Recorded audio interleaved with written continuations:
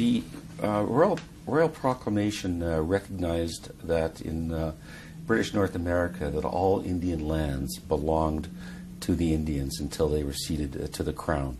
The proclamation protects Indian lands by preventing them from being alienated to anybody but the Crown, and indeed it forms, I think, the basis for how the Crown saw Indian lands as it moved forward throughout time, recognizing that it was necessary to treat with the Indians in order to acquire the title to the land.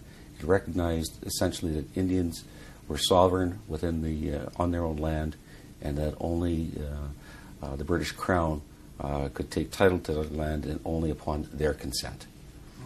The numbered treaties essentially were necessary in order to open up the West for settlement. There was a major press by the government of the day to establish a settlement out in the West.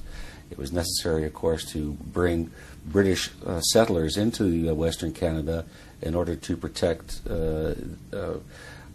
our land, our territory, or what the British thought was their territory, from the invasion by the Americans from the south. So it was necessary to get settlers out.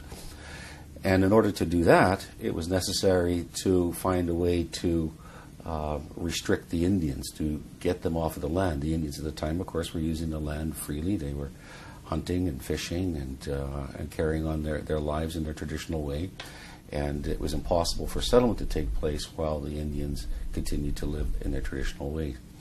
So it was necessary to treat with them, to make agreements with them, for the Indians to give up their rights to their traditional lands in exchange for reserve land, in order to free up the land for expansion to the west. That was the primary purpose of the numbered treaties.